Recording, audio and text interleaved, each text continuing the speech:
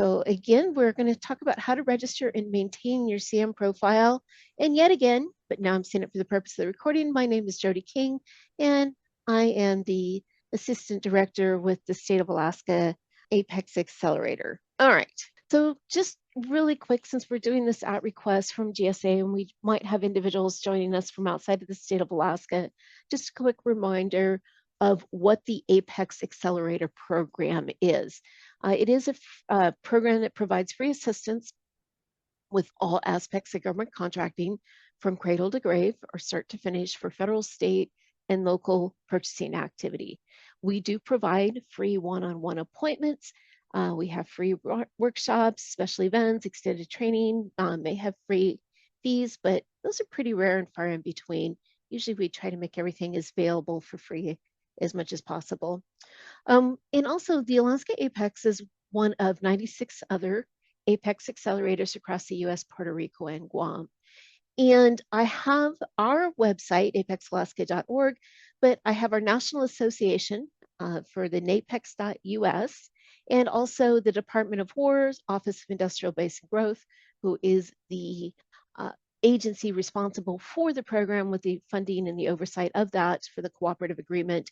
And here is their website as well.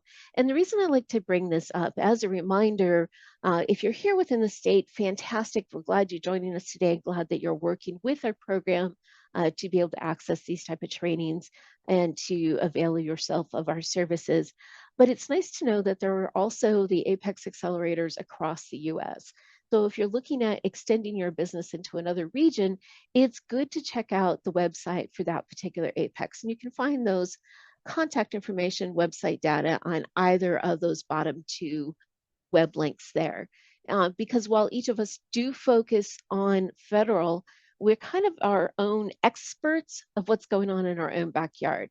So if you're joining us today from Washington State and you're looking at state contracting or looking at, well, what's going on for government contracting network opportunities within the state of Alaska, then absolutely you want to check out the Washington State Apex as well. And since this webinar is kind of it was requested by GSA Public Building Services, keep this in mind that they're a national program and they do have other contract opportunities for those federal spaces across the US with different various IDIQ contracts, different tenant improvements, different ongoing maintenance concern, new construction, revitalizing old facilities.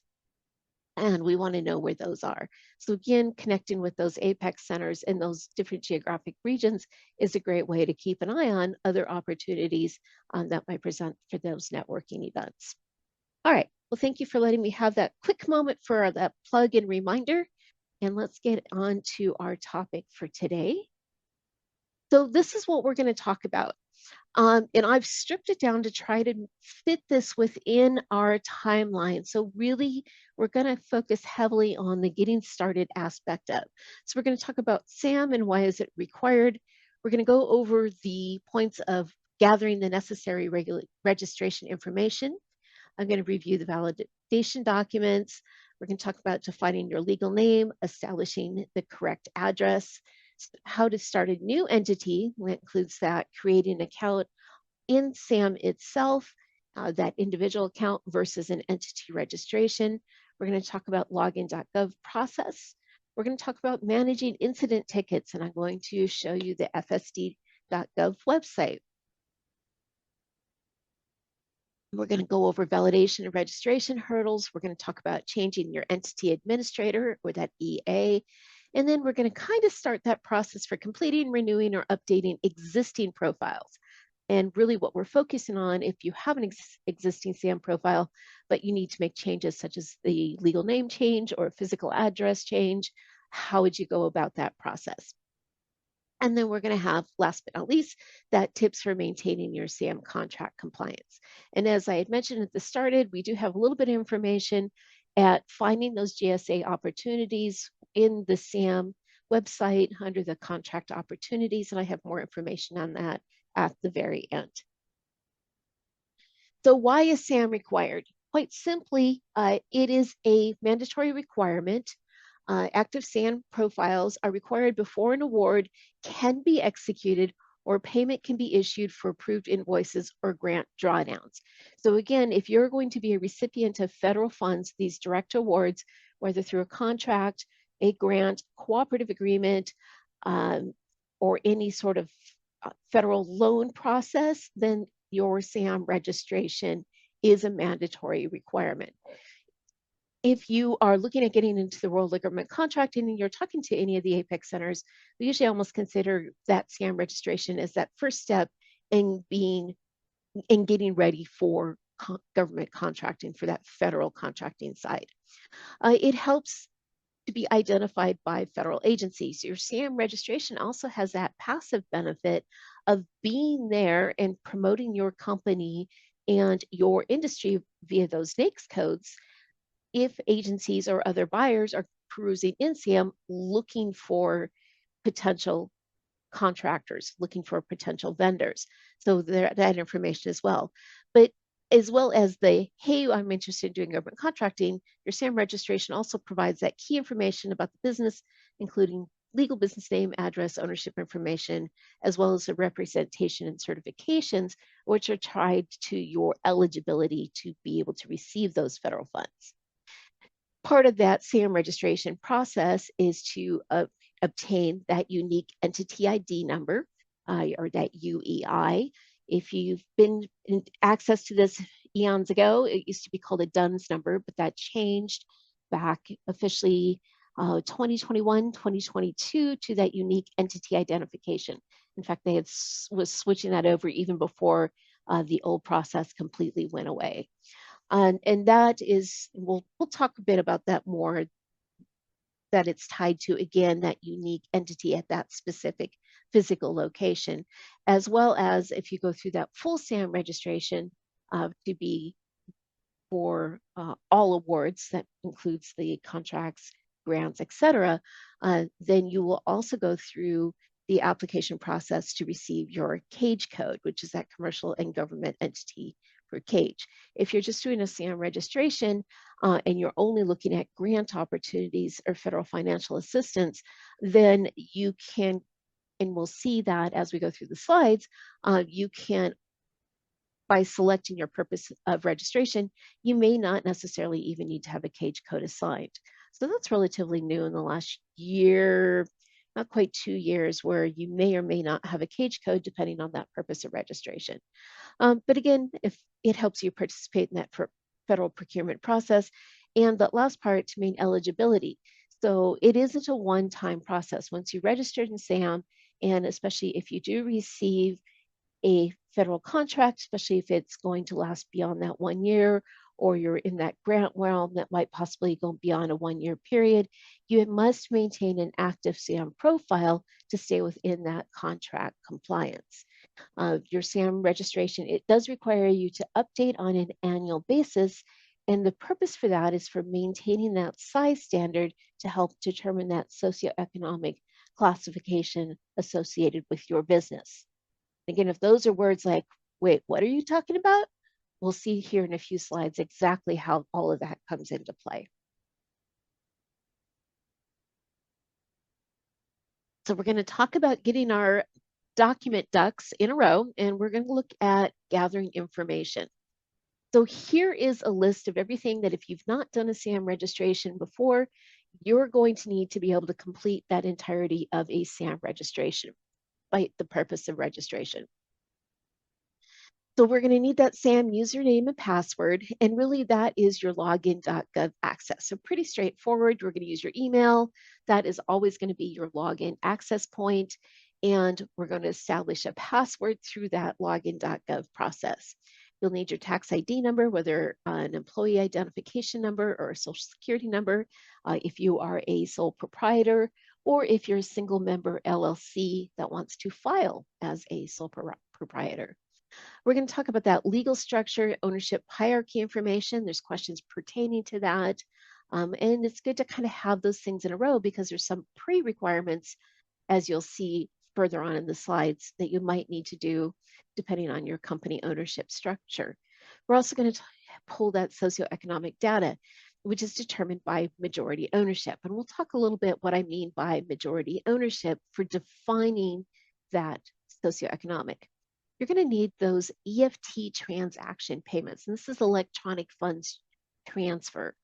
So most cases, if you are awarded a contract or if you're looking at a grant process and you have those drawdown funds, those funds are going to be issued to you through that electronic funds transfer, which creates that direct deposit into a bank account. So part of that SAM registration is for you to complete your vendor payment profile within that SAM profile so that the executing software can go in, capture that information, and set up that payment profile for whatever the paying agencies are involved. And that information does stay blind, even to the contracting officers. The only ones that can see that are you when you're logging in. And even once you're logged into your own profile, most of that data is starred out, and you only get to see the last couple of numbers if you're going in and updating that information.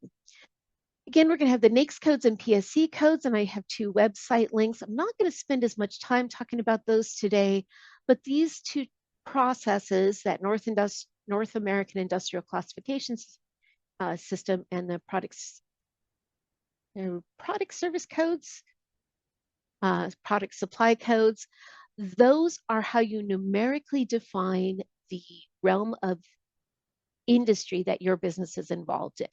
And often this creates a little bit of confusion for folks that are new to the SAM process because they're thinking that we start with the business license. Well, for example, the state of Alaska uses those NAICS code systems to help identify which classification for your business license and to establish that business license fee. So not all states use that for an internal process for state licensing, but this allows you, again, to define the areas in which your business is operating. And when you are doing this in SAM, you want to make sure that you're expanding and you're putting in all of those information, all of those NAICS codes that are tied to your business performance. So we may have one that is our primary NAICS code, and we'll talk a bit more about that as well when we're talking about our size standard and that associated size standard issued by SBA for each NAICS code. But this is, again, that identification. You do not necessarily have to have a business license for every NAICS code that you've used in your SAM program, but we're going to tie to. So a great example on the fly here is for construction. And if you're a general contractor, there's probably can be easily up to 8 so NAICS codes in that construction. And when you start adding in the specialty construction, if you're a janitorial company, then at the most there might be 2 to 3 NAICS codes because the one NAICS code that describes the janitorial or housekeeping services or custodial services is complete enough that multiple codes are not needed. And then, as we mentioned, we have our size standard data, which is those gross receipts or average number of employees. We do have more information on that. And that is good also too. You will need to update this information on a yearly basis. Excuse me one second. So it's good to have that pulled together and ready to go before you sit down and start that SAM, either new registration or renewal. All right, so let's talk a little bit about gathering information and let's talk about the importance of the legal business name. And this is really critical for a new registration, and often this creates more headaches. This and that physical address are the 2 biggest reasons that businesses stumble and have difficulty getting their entity validation process in place before they can even get in and register their SAM profile. So if you're a new business and we're entering this data, that information is going through via an incident help ticket, that entity validation system team is looking at to determine, is your name valid? Are you an existing entity? Do we have the documents that prove that? Are you truly at that physical address as listed? Is it a valid physical address? And they're looking at that start date as well, but really that name and address are the biggest stumbling blocks and the very first stumbling blocks to having that active SAM registration.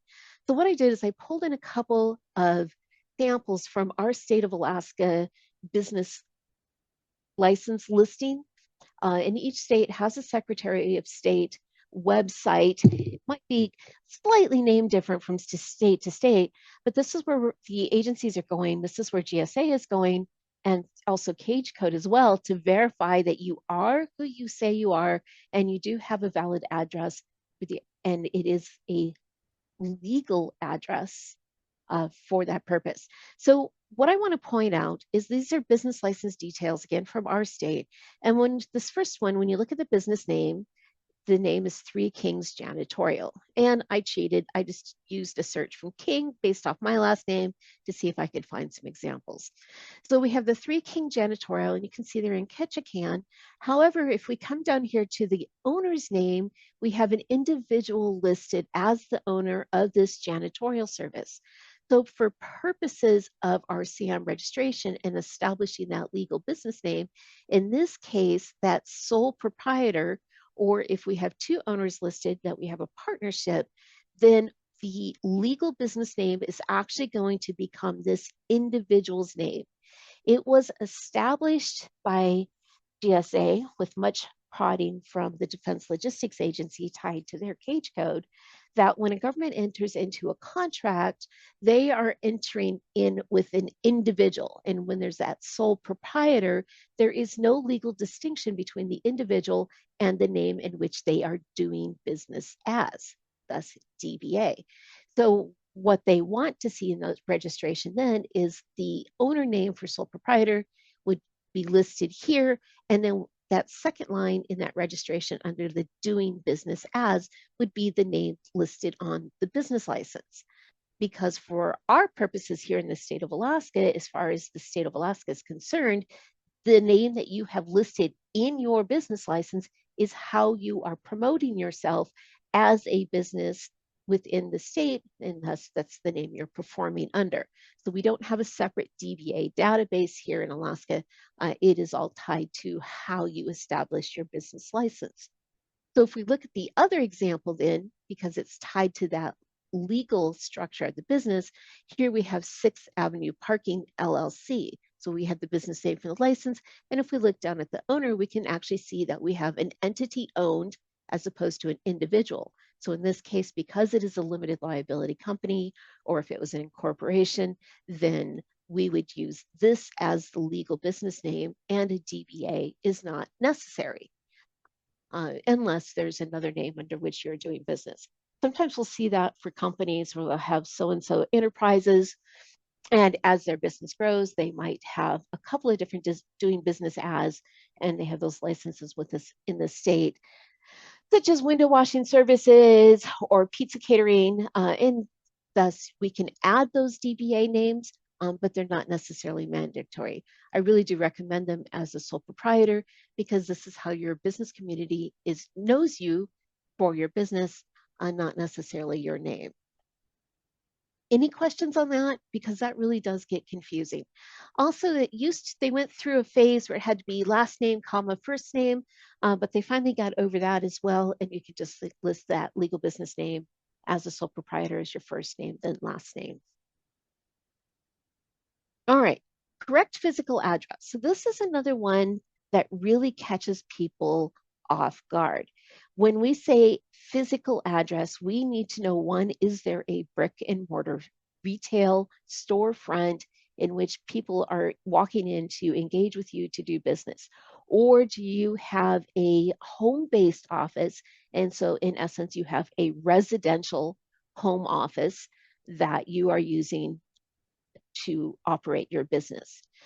A lot of businesses will often use a mailing center. And here you can see I grabbed the address for the mail cache, or UPS store or mailbox, etc. Any of those type of stores that offer mailbox and gives you a street address, it might have a PMB or a suite number. So those are considered commercial mail receiving facilities, and you cannot use these facility addresses as your physical address because your business doesn't exist at that address. Even if you have a business that is completely virtual, such as publishing a magazine, that even though there's a physical product that is distributed, all of the employees work from a remote and there really is no storefront or overhead office. In that case, you would have to have that tied back to the primary owner's residential address because there must be that physical address at that physical location as part of the verification process. So often people get confused with that and they're like, well, I do have a street address. Again, there is no business being conducted at that street.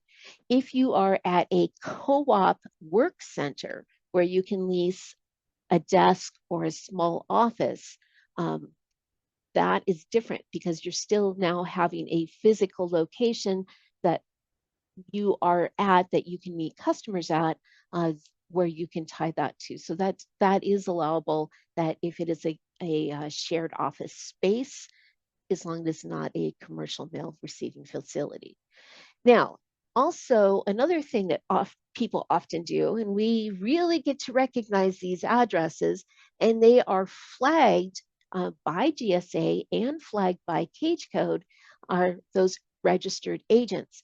And they're pretty easy to spot because even if you aren't using your state of Alaska entity listing for your validation document, and that is my number one go-to for validating documents, which again, we'll talk about in a moment. It lists for entity information, it lists your mailing and physical address, but it also lists that registered agent. And so if you have another company down here or an attorney's office or an attorney and that address, repeat use of those addresses do cause a flag as a non-valid address, and they will be rejected from that entity validation system. And even if they make it past GSA for the validation, absolutely Cage is going to have that, or the DLA office is going to have that flagged for the Cage office, and they will not accept that address. So you don't want to go through all the way through your last, do the registration, you've submitted, it's processing, and all of a sudden you're hitting a hard stop with Cage where they're saying, nope, we're not accepting that as a valid address. So please be careful and be aware of that those are not going to be accepted. Now, how the agencies know, how GSA knows if this is a valid address or not, is they are using the zip code, the United States Postal Service, or the USPS. You can see the address, the website here, zip code lookup. And so this is part of that automated process where they are running that address through here to verify if it is a valid address and to make sure that it's not flagged as a commercial mail receiving facility. Now, this is really problematic if you are a business in a rural community and you live somewhere or your office is located somewhere that does not have door-to-door mail delivery services. Because what happens is if you are in a community that only has that postal box delivery, then there is no USPS database for that area. Sometimes they'll use the 911 or emergency EMS services database for verification as a secondary, but the go-to first is this USPS. So if this is a case where you are looking at updating or you're moving into an area or new registration, I recommend working with an Apex accelerator. Let's help get that established, get that address, and make sure that we can get those validating documents to prove that your address truly is there. For communities that don't have a formalized address system, which is really kind of commonplace in some of the native villages here in the state, where their streets are named and the houses are numbered, but there's no plat, no official documentation, then we're going to have to look for those other things, other process, other documents to validate it. Our program, Alaska Apex Accelerator, we do have a relationship with the state postmaster here for the United States Postal System, and they do have a system where we can enter those addresses to be added to the USPS database. And this is something I've talked to other Apex centers about through the lower 48 about building that relationship so that we can make sure those addresses are in there for those rural communities that don't have that door-to-door mailing. So this is something that if you have any questions about and are really struggling this, or you've started this process and your address is constantly getting kicked back, then I really do recommend working with one of the Apex Accelerator Centers. Let us assist you with that process so we can really get that dialed in and get that information, because this stops many businesses just trying to get through that first hurdle of getting that entity validated. So the data is entered in SAM. So when we start that registration, you can actually go through, say, yep, there's my business, and continue. And I'll have screenshots to support what I'm talking about. All right, so importance of gathering that information, getting that physical address corrected. And if you have moved, if you have old entity registrations or existing entity registrations with the state of Alaska or a business license, but you haven't updated that information lately, you've maybe changed locations, and your state documents are still showing the previous locations, then there are processes for the state licensing for the Department of Commerce where you can, for free, fill out a form, send that in, get those addresses updated. So as part of that SAM compliance, if your business is moving, it really is critical that you are also updating those state documents as well. Some states are more particular and do track that closer. Our state's pretty casual about that process. So it's really easy to let that fall behind. All right, moving on, validation document. So again, as we are starting that and we're saying, this is my company at this address, we have to be able to prove it. So what I like using, and I will push whenever possible to either use the state of Alaska, and this is what the GSA calls that Secretary of State. For us, it's through the Department of Commerce. And you can see that there's a public database that we can go in and search, and I can come in and print the entity listing. So as I have all the little orange arrows pointed out here, if you are doing a website printout, it cannot be a screenshot. You actually need to do some sort of print to PDF of that state process, because you have to have the date and the timestamp in the header, as well as that entity website in your footer, so that they can validate that this is a valid governmental agency that has issued that licensing or that entity registration. So again, you can see the date, time, you can see the header for the website. We have the entity details, we have the name, the legal name, the type, the status, it's in good standing. You cannot use expired documents as part of your validation document. So if this is not in good standing or involuntarily dissolved, and this is what you're counting on, then you do need to correct that. If your business license has expired, you cannot use that for a validation document. And here we can see we have our mailing address, our physical address, and we can tie it back to the registered agent. Now that one example, I was just saying, hey, no registered agent addresses, but in this case, we can verify that although the registered agent is listed here, we can see that they are also one of the officials. They're one of the members of that LLC, so one of the business owners. And in that case, they are going to accept that address, unless, again, it goes through and it is flagged as a commercial mail facility.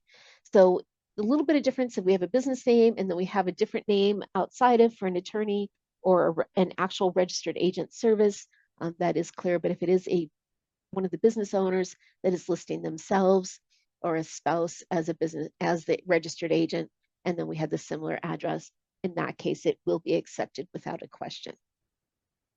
If you do not have an entity listing or you do not have a business license, then such as if you are a tribal entity or tribal government or a local government, then we are reliant upon different methods to pull together those validating documents. And here we have a few other things. We can use utility bills, but let me actually take you to the SAM website, and here is the link. So we'll take you to the website. You have to click on the blurry link. I really don't know why it's blurry. I guess in case they want to update it, they don't want you to use from the example. You can click on it, and that's going to allow you to download this document. And you can see here the list of the validating documents. There's 3 different things. If you are a governmental entity, these are not necessarily easy to get documentations. And again, if this is an area you're struggling, I really do recommend working with either our program or any of the other accelerators, depending where your home state is, so that we can help you get that conversation started with GSA, with the entity validation system team, to make sure that we're getting the right needed information. A great example of why this could be challenging is we were working with a rural community, and it was for the borough, for that community, and they were the utility for that community, and they used Microsoft invoice templates. It was a very small population. The main village itself had less than 1,000 people, and they had that utilities, all the water, wastewater, electricity. And being the utility company, they don't have a utility bill. So there were times that running into that, then looking for other options such as that EIN letter, or looking for some other documentation, maybe a landline utility bill, where that can be problematic. So just again, where it's great if you're in a main area, be able to validate that. But if you are in a rural community, please feel free to reach out to our program or another Apex Accelerator, and let us help you kind of navigate that snarled process that it is of pulling those validation documents together. So we're going to gather all of that information, and we're going to go ahead and get started. Couple other little things that I want to talk about of the information that you need to gather. Next is a hierarchy information, and this should be just a quick explanation. If you are a sole proprietor or you're an entity-owned firm, and you haven't set up a holding company that owns your company, you are then the highest level of ownership. However, and in this case, I used one of the Alaska Native corporations because it was easy enough to pull this type of hierarchy information quickly. You have to list both your immediate owner and your ultimate owner. So, for example, there was one company that I worked with, the aviation, and they set up a holding company, and there was a co-op of pilots, and the holding company owned all of the equipment that was all the aircraft that was then leased to the individuals so that they consolidate and they could, group for insurance. From business process, made a lot of sense, a lot of risk management. But what that created was that hierarchy of ownership. So we had the holding company that then had all of these other companies that they owned underneath that holding company. So we had the business name, and then we had that immediate owner. And then if there is that third, then we have that ultimate owner. So again, you can kind of see that here with Altnet Builders being the subsidiary, which is under this diversified holdings, that holding company, which is ultimately owned by the parent company here. So we have those three levels. So I just wanted to explain that definition between business name, that immediate owner, which is that second tier, and the ultimate owner, which might be that third tier. You only have to go up for 3 tiers. However, in SAM, part of identifying that owners is they're not just asking for a name, but they're asking for a cage code for that ownership hierarchy. Now, if you have established your company is owned by the holding company, so we have an immediate owner, but that immediate owner is never going to be the entity that is pursuing the grants or contracts. It's always going to be that business name itself.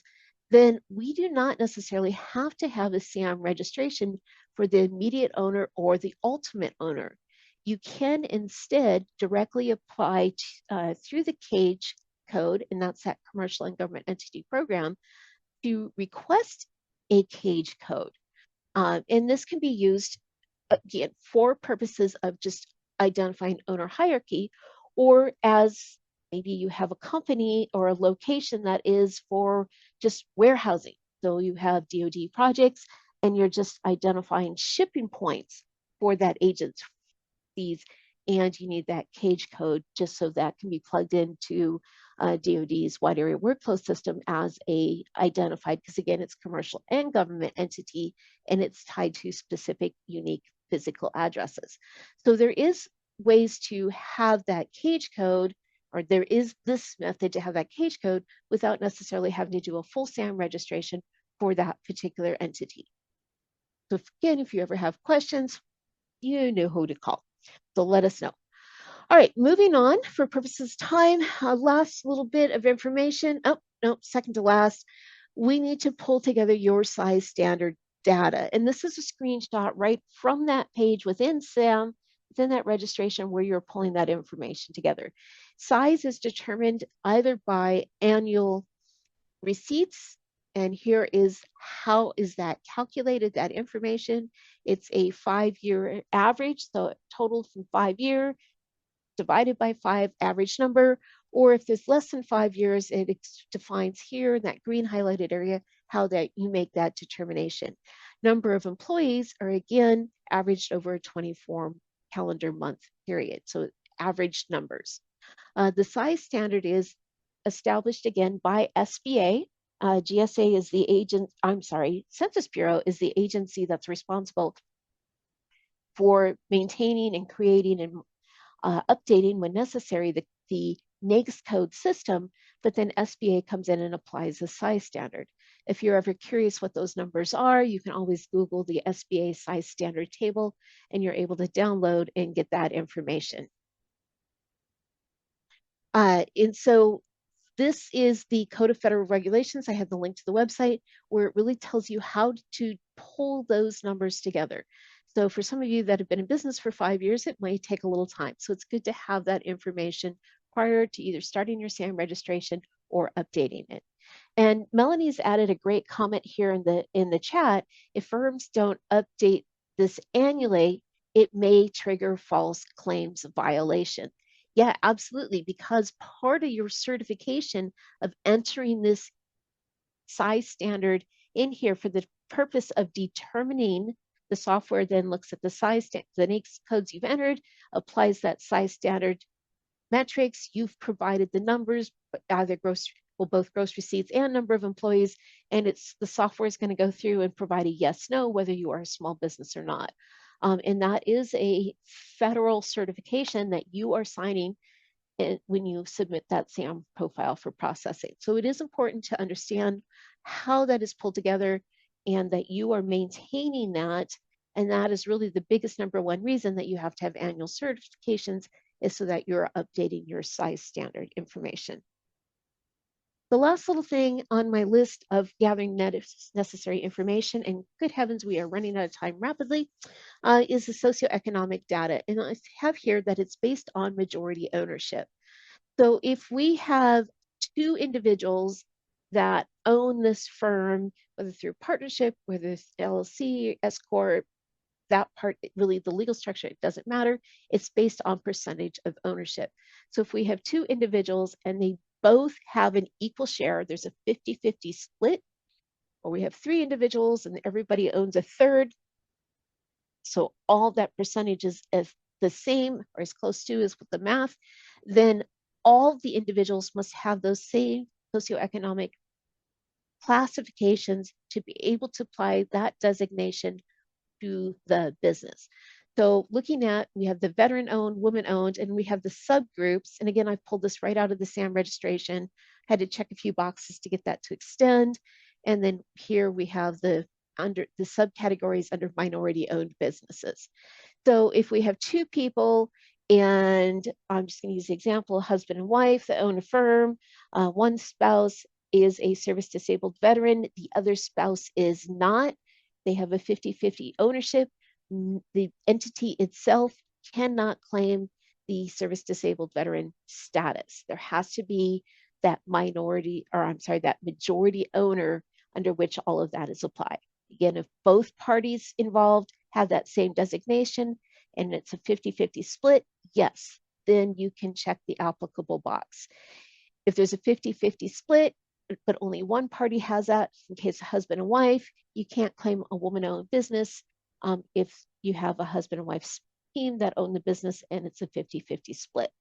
So this can get kind of confusing, and often businesses start to think about, oh, well, I want to go in and change my ownership percentage to be able to qualify. So one of the things that GSA is looking at is there is that review, not so much for the SAM registration, but when you go in and do this SBA certification, they're looking at how recently did you make that change in that ownership. And if it's very recently, there might have to be a conversation of validity. Why did you change that ownership?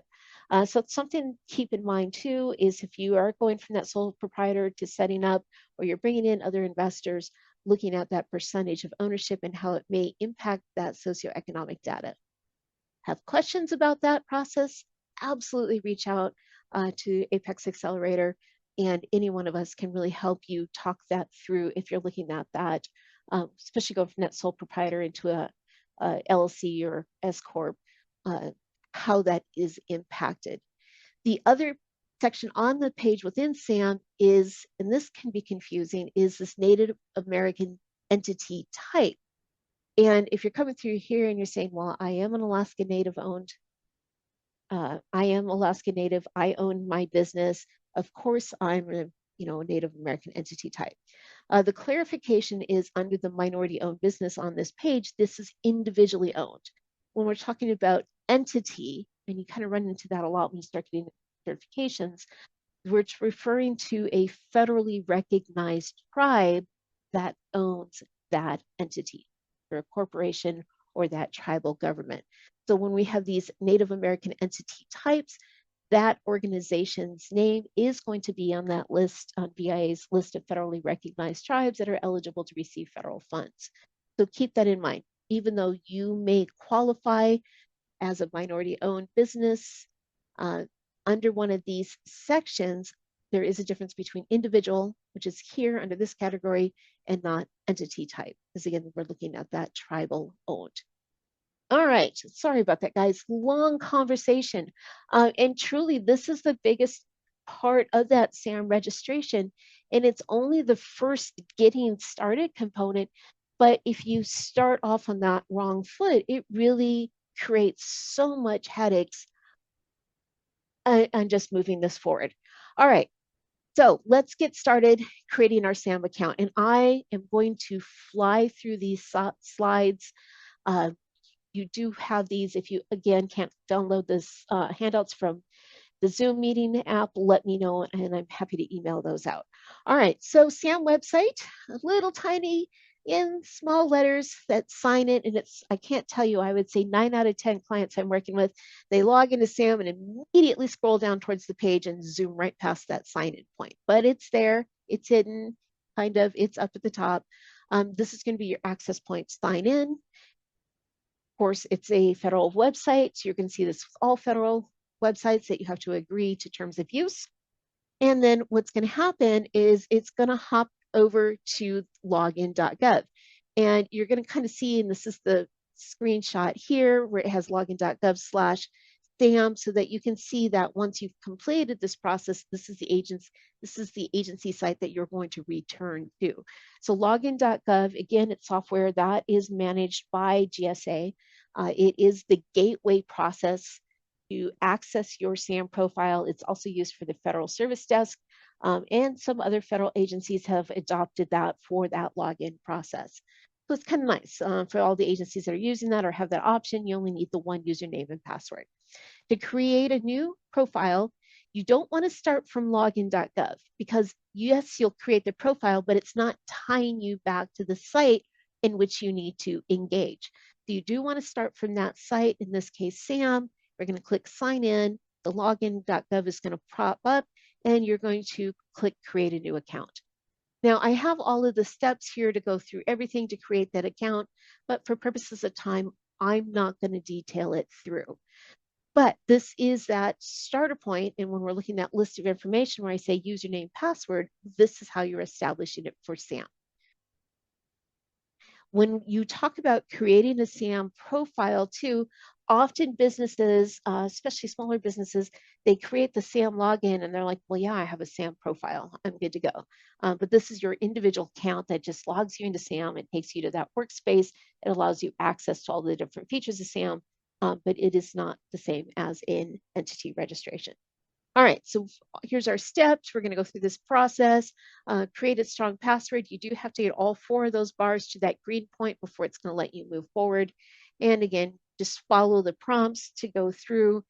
It's going to send you an email to verify it is a valid working email, and you're going to go through and establish that. Once you do that, you're going to have this continue back to SAM. In SAM itself, it's going to just have you enter out a little bit of information, your name, company name, your name, email, phone number, etc. for the SAM profile. And then it pops right up to this complete your information. It's going to ask you if you want to assign roles. Just skip that. I don't have a screenshot for that particular, and then just go right into your workspace. The creating a new SAM process, it's longer to go through the slides than it actually takes real time to complete that registration. You should be able to do it within just a couple of minutes. The hard thing about the login.gov process, if you're using that email to log in, and maybe you started with a Gmail or a Hotmail account, and now your company's a little further along and more established, and you've moved over to a corporate domain name for your email address, and you want to change that over, we do have to go through that entity administrator process to link your profile to that new email address.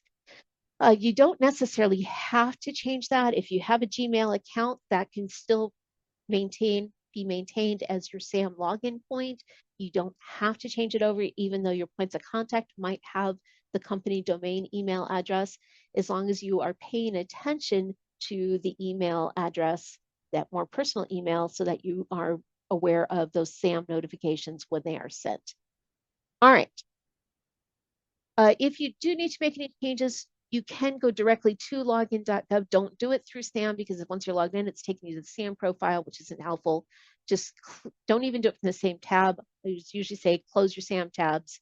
If that was open, go right to a new tab, go to login.gov, and you can go in, add phone numbers, change phone numbers.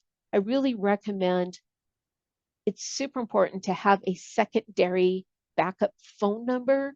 And I recommend having that as a landline, because you can have phone calls to receive that code that is sent to you as that second authentication process. Should you have to change your phone for any reason, you wind up having to change that cell phone number itself. Maybe you're traveling and you wind up having to buy a prepaid and it's already got a locked in phone number. If you lose that phone number, you don't have any way to get that second code to be able to log into SAM. So it's really problematic.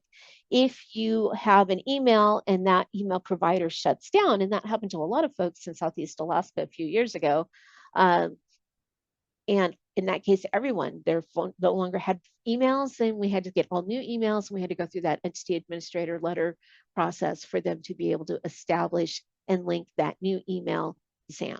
So we do have to start with some of that through login.gov, but definitely login.gov to have alternative phone numbers to make sure that you can still access through that second authentication method.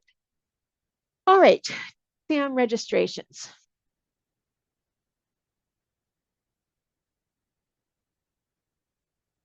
So we've gone through all of this. We've got all of our documents together. We've created our login. We sit down at SAM, we've signed in, and we land here at our workspace. And what we're going to do is we are actually a couple of different spots from the SAM home screen. You can just click create new entities. If you click on the top hat, it takes you to that SAM front page, or you can scroll down just a little bit down to this section where it says entity information. And underneath here, you can click add new entity. Even from the work spot or the workspace, there's a get started button. So lovely folks, the programming team, make lots of different methods to get the same thing done. So everybody might have a slightly different valid process, but ultimately I just usually tell everyone scroll down and click add new entity. If you have an existing entity, they will show up here. You can see if they are associated to your email under this entities bar, this kind of oval shaped green. Here you can see it's all zeros across. You can have multiple entity registrations under one login. You don't have to have a separate email for each entity that you are registering. So if you do have multiple entities, multiple business lines, multiple locations, branch offices in the same business, all of that can be handled by one individual under their login. All right, so we are going to click add new entity. It's going to pop up and say, what do you want to do? We're going to say we're going to create new, and it's going to start going through this little survey and saying, what is your goal? And the end point is to determine that purpose of registration and your entity type for that new registration. Now, again, I'm going to kind of fly through this because I've just given you screenshots of what it looks like because these options change underneath. Most cases, we're doing business with the federal government. We're going to bid as a federal bid on a federal procurement opportunity. We're just going to, this is one screen where you have 2 areas to select. Once it's done, it'll light up where you can do the next button. So here, and then who required, again, this is GSA's gathering that survey information to see what kind of input, where you're coming from for their benefit, but also to try to help you decide and make sure that you are getting the best purpose of registration. So your purpose of registration determines, are you looking for federal financial assistance or all awards, which covers both contracts and awards. So if you're just doing grants or loans, you might only ever need financial assistance. And you can see it is a slightly smaller registration. Some of the sections drop off, the assertions, some of the other information that isn't needed. If you're looking at contracts, even if you're a government that has received some contracts, so I always use the City of Seward, which has a contract from the Forest Service to have a leased space on the docks for the Forest Service vessel. So again, government entity contract, they had to have the all awards selected. And I've have the explanation here. You only need a UEI to be assigned, then select.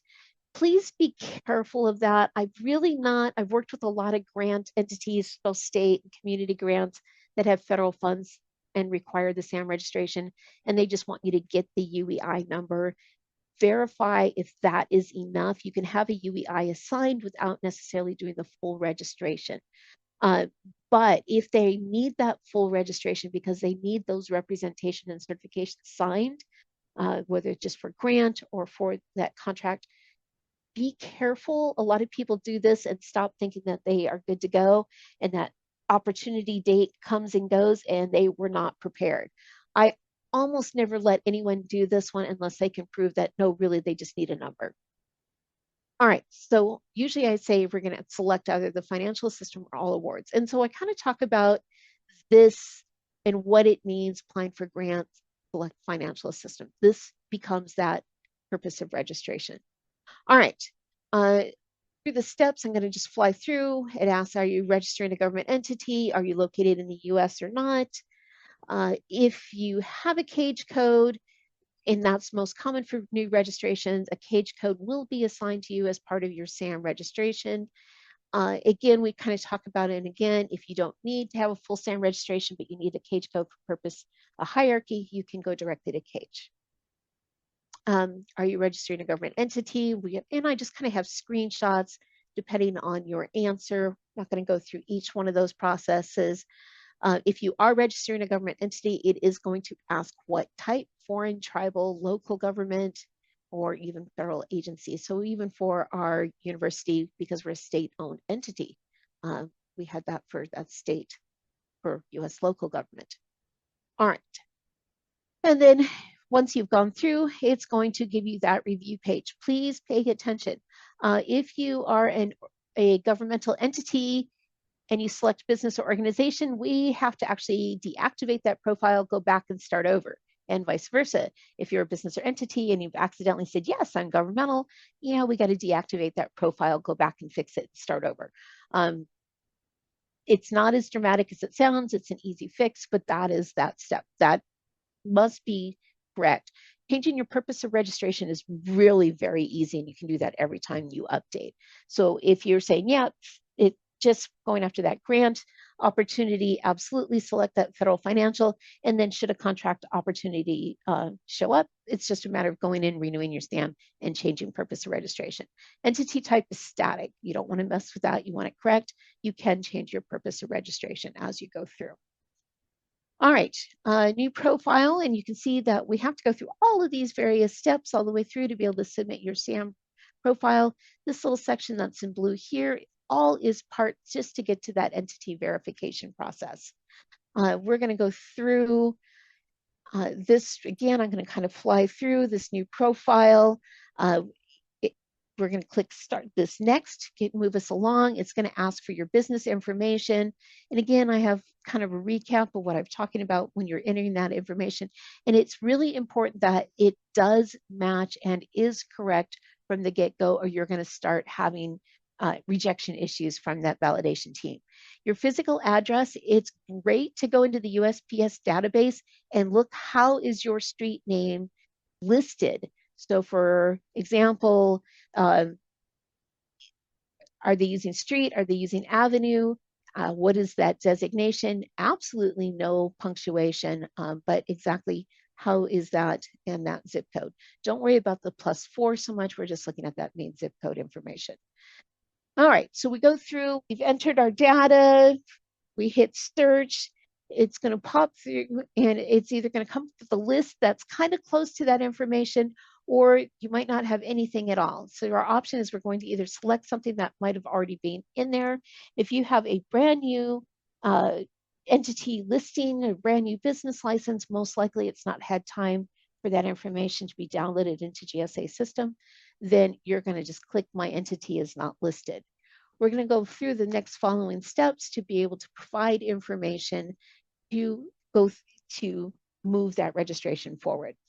If the information's here, and again, I can just see I grabbed the name Gary's, and I have a lot of options. So maybe one of these is the correct business, but it's an old address, as this is older information that had been downloaded.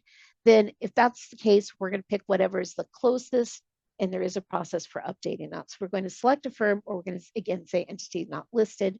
We're going to then follow those next steps through.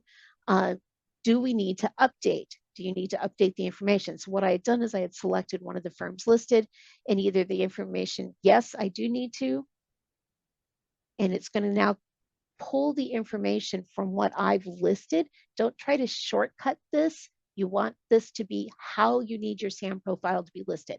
Put that information in full. And then, so if you do need to update some of the details, it's going to pull from how it's listed. Now, please note there's no physical address here, just because since I was pulling this right out of our state database, I was just removing the address. So we're going to follow those prompts through. It's going to have you provide all of the information through these first few steps: addresses, mailing address, company incorporation, start date, your fiscal year, state of incorporation, all the way through to this page where you're now going to upload your validation documents. This process here, the goal is that you have to provide proof of document for each little section that we're having to change. If it's a new entity, then there's going to be 4 sections that we're going to have to be able to provide. Start year, DBA if listed, or the legal business name and physical address. You're going through that by adding that documentation. You're selecting your document type through this drop down, which is represented here. You have to check the box. You can't move past this page until all of those boxes are checked as having provided the correct information. And even though that page says comments are optional, they're super, super important, because this is your first go at communicating with the validating team. You need to say, I've attached this document to do this. Sure, we can assume that because we've checked the box and we've selected the document type, that they should be able to find, but keep in mind each document is slightly different. And if you've had to cobble something together to really validate because you didn't have one of the really easy, like a state entity listing, then you need to tell them, especially if we're changing an old address but the legal business name is the same, or there was a typo from an old document, an old entity listing that was downloaded. It's important. Short, simple sentences, add a space in between, keep it easy to read so that they can go through and see what it is that they are validating. Can't tell you, if you do this and do this part well, how much headache you'll save yourself in the long run. All right, then we hit submit. We've uploaded our document. You've hit submit, so it uploads here. Then at the bottom of the screen, you can't quite see it from a screenshot. You're going to hit submit again, and an incident ticket is going to be created. The first thing I do with anybody that has created an incident ticket, I'm like, great, we're going to go back to our workspace. And then I immediately want to take you over to FSD. But I want to just show you here for our purpose of the webinar. I do have another couple examples depending upon going through this process. No, I don't need to update. Everything was good. It's going to roll you right into this process where you're going to start completing this business information section. It's going to take you through a review. And after you've completed this review here, you don't necessarily need to do a document upload. It's going to skip that, and it's going to then continue. There's a lovely green button that says continue registration, and you get to move in and complete your registration process. So if you do have that documentation, everything is current and correct, that has already been preloaded into the SAM website, you don't have to worry about submitting any validating documents. All right, so let's talk about FSD website. So when we create that incident ticket, those documents have to be uploaded through SAM, but you will be communicating with GSA staff or the entity validation team via FSD or the Federal Service Desk, or as I often call it, Frank Sam David, so that people know what website to go through. But that Federal Service Desk is your means to have that chat or that communication with the entity validation folks. Or if you need a new entity administrator letter assignment, this is the website that you're going to go through. If you're having any system issue, this is where you're going to go through. Looking for help documents, FAQs, knowledge base, any of that information, you're going to go through fsd.gov. Even if you start on SAM, you click on the links, it's going to take you over to FSD. You're going to click sign in. That process is done exactly the same as the SAM registration using the login.gov. When you log in, you're going to, whoops, jump too far. You're going to log in. You're going to click view all incidents. A slightly older screenshot. This is from the incident itself, but you're going to see that you already have just created that incident from the SAM submittal for that new entity request. You can add additional information here. Maybe you want to just keep that option, those comments on the SAM site optional or just concise, and then you want to come in here and provide more information. If ever you get you've submitted your incident, it's pushed back as the documents were rejected or their additional information is needed, you must upload those documents to the SAM site, and then absolutely can't encourage you enough, go into FSD and say, hey, I uploaded those additional documents. I provided this. Or if they're saying your street the address was rejected because the street isn't formatted, then we want to come back in here and say, here, this is a valid. I uploaded these screenshots to show that this is a valid and recognized physical address. So we want that communication here. If you're a tribal governmental entity, it's good to tell them we are a governmental entity, because then they push for validation. The start dates is eased, especially if you say that we're, in a rural area, we don't have mailed, door-to-door mail delivery. I've provided a utility bill. My physical address is listed in the service area. My utility bill has my mailing address under the customer information, but if you look in the service area, there you can see the physical address. Perfect. But you have to communicate, and this is that process, what you're going to do. Also, FSD is going to email you when they've completed the review, and if you aren't seeing those emails come to you, maybe they've gone into your spam or you're just not finding them, you can log into FSD to see if that status has changed from to pending or to resolved. So you want to kind of make sure that you're monitoring that so you can stay on top of it. All right. So we've submitted our incident ticket. Now what? So just information, you're waiting from GSA or the entity validation system. Those folks are contractors, the entity validation system team, but they are kind of under that GSA for that supervision and management of that particular contract. But again, they have the additional documentation, and this is just a recap of what I've told you. So that's there for your information. So let's talk about validation hurdles. can't, you log into SAM, you have an existing SAM profile, you've just to do a renew, you log in and it zeros across the board. Occasionally that data link between your username and that UEI number does break. Don't know why, it just, the database, those things, there are those moments, maybe there was a change, maybe they had to update an older record, who knows, it does happen. If that's the case, first of all, just make sure you're logging in with the correct email. It's been a year. Did you use a different email a year ago that you logged in and used? Was it somebody else within your company that might have done it for you and you're thinking you could just log in with your company? So area one, which email was actually used? Sometimes you can just go back, sign out, log in using an older email, see if you're able to find that password, give that a shot. If for any reason you have the right email, that link has been broken, then we do have to do an entity administrator letter to submit that and have that associated, that link reestablished. Again, username, UEI number for existing profiles. Your entity administrator left, they're no longer with the company, nobody else has that email password, because again, it's supposed to be individual specific, then we need to go through that entity validation. Having different validation issues, honestly, any of these that are running into these hurdles, I recommend working with an Apex Accelerator. Let us help speed you through that process so we can figure out what that hurdle is. Sometimes it's just communication. The documents are what they are, they just aren't standard. Like the case of the utility bill that actually said Microsoft Invoice because it was a template used by that entire borough.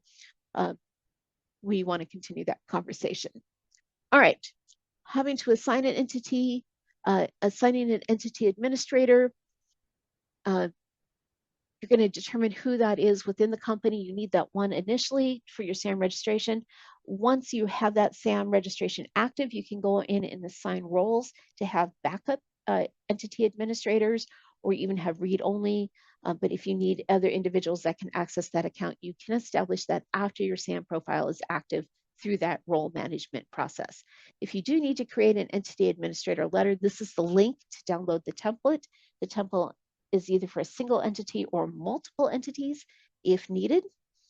And here is the steps that you need to go through to be able to upload that entity letter to FSD. You're going to download the letter, you're going to complete it, you're going to get it signed and notarized, and you're going to upload it. Just on the entity administrator letter, if you've had a change of address and what's in SAM is old, your entity letter must reflect all of the details in SAM as it exists now. So even if you have to fix a physical name or a physical address, or you have to change the legal name, because maybe you've gone from a sole proprietor to an LLC, when you're doing the entity administrator letter to link that data, it has to match SAM exactly. So pull up that inactive record, make sure you're filling it out to match that current existing data as it is established in SAM, and get that signed and notarized and submitted. And then once this is your process here, how to go through that. And then once that entity has been associated to your email, you can go in and update the actual data itself.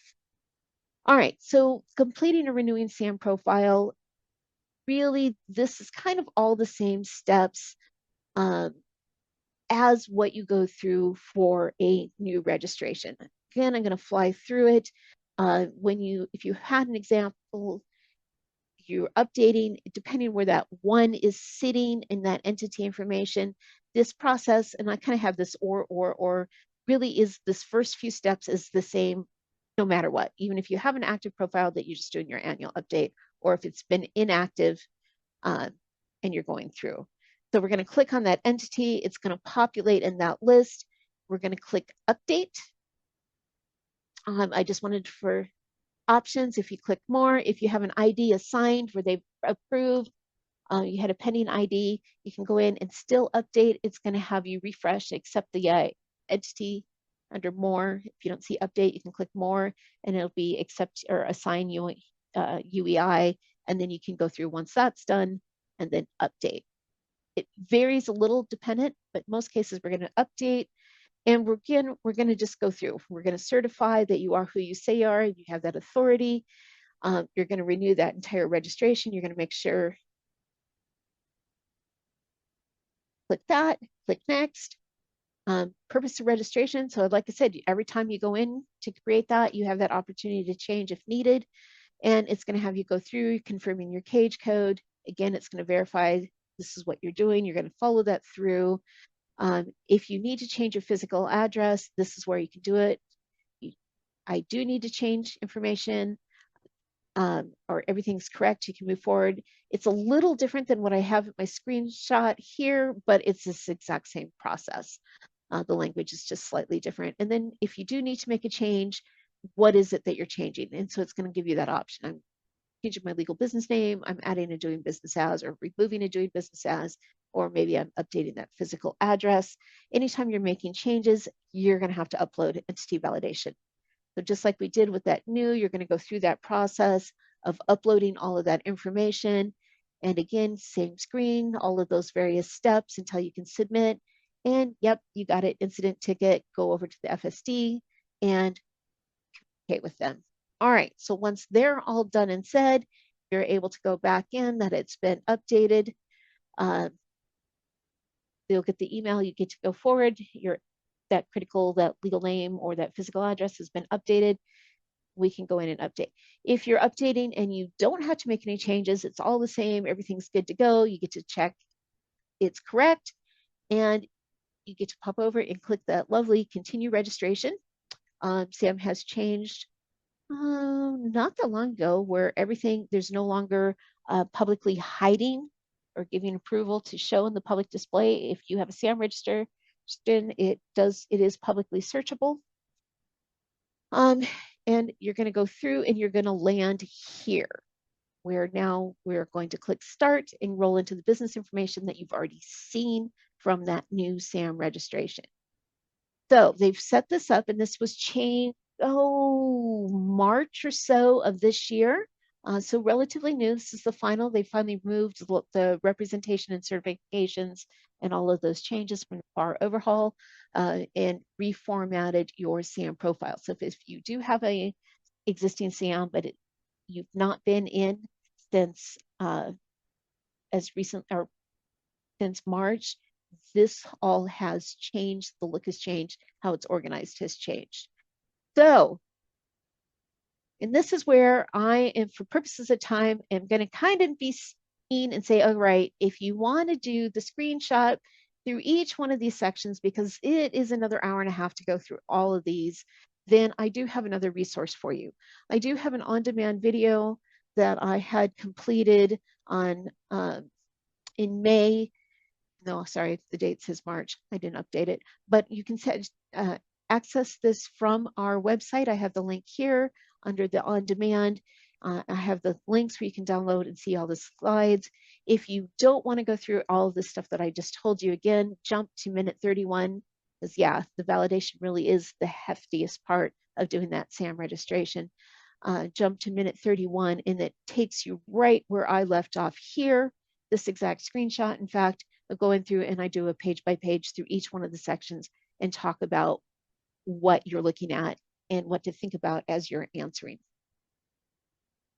And then not last but least, we go through all of this, we've completed our entire registration, we get to submit it, we enter that final one-time passcode, and ta-da, we have that entity registration is submitted, and now we have that review process. So you are going to get an email that says you've successfully submitted the entity registration form, and it's going to provide all of that information all the way down and to your next steps. What's going to happen is that is going to go through the IRS. They're going to do an IRS validation. If you get an email, it says IRS validation successful, you're golden, keep going. After that, that information is sent to Cage. If it is a new registration, you are absolutely going to get an email from DLA that does require that you respond within 3 business days, and they're going to ask you to validate a bunch of information as well as provide a validating document dependent on that legal entity type. So you kind of got to read their emails closely. But once you go through all of that, then IRS validates, Cage validates, you now have an active registration.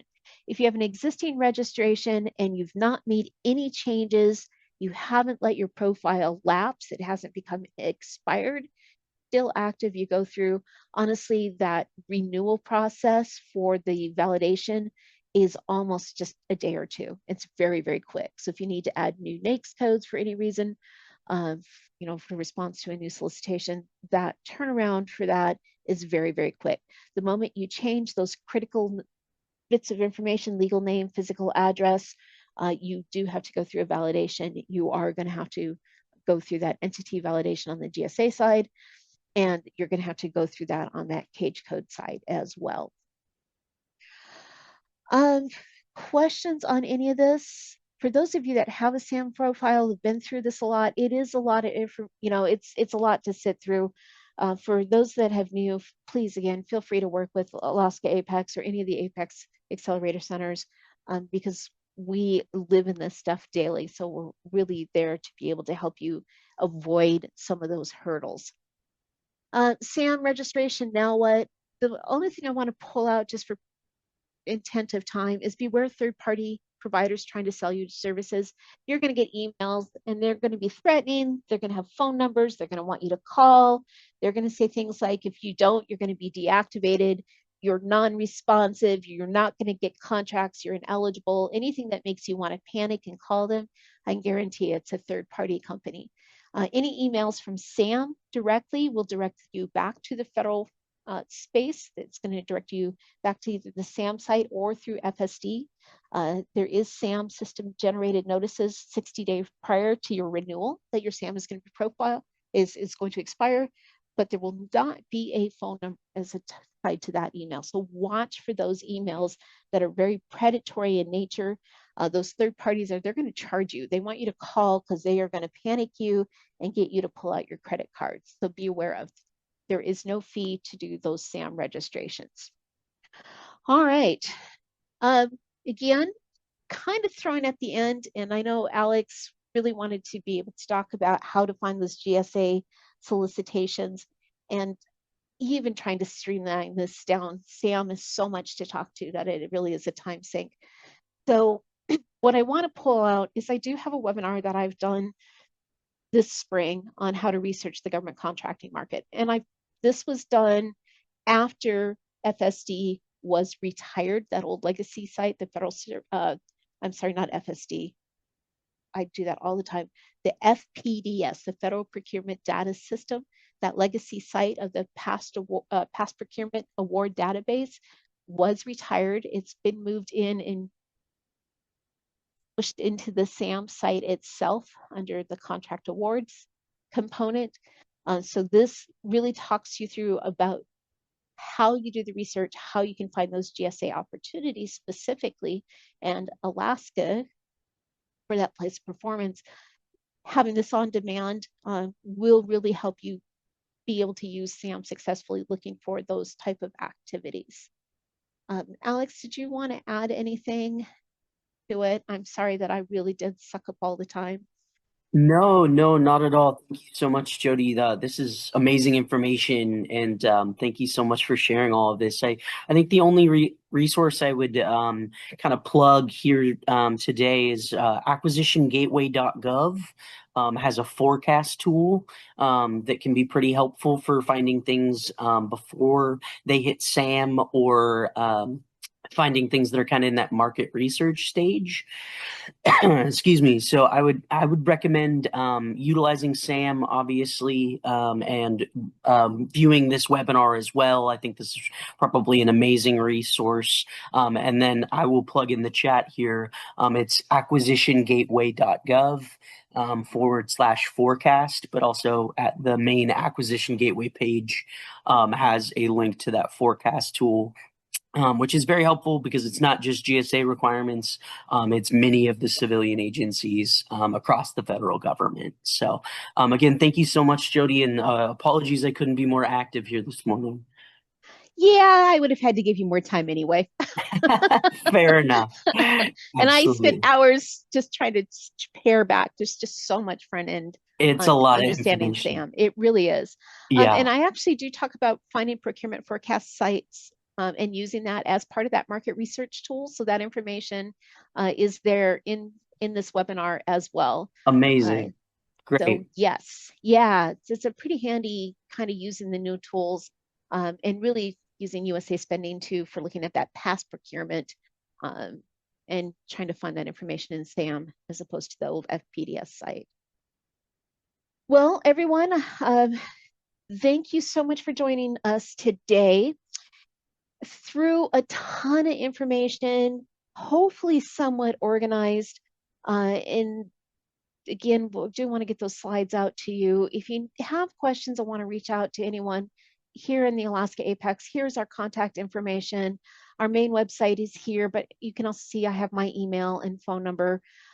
You're welcome to email me. If you want to schedule an appointment, we do need you to register as an Apex Accelerator client. If you're working with any Apex Accelerator, it's just a grant required that we have that client database. So there is that registration process no matter which one of us you're working with. It's pretty quick, but go through that process. If I can help you at all, please let us know. You're always welcome to email me with questions, and want to make sure that we can help you through this process with, okay, thanks, Melanie. So she was saying the slides didn't show up. So yeah, go ahead and just email me and request those slides, and I will get that information sent out to you. Or if you guys want to quick throw your email in the chat right now, I'll make sure I grab that and I'll email you as soon as we close out the webinar to make sure that you get those slides. Because yeah, it's handy to be able to have that information at your fingertip.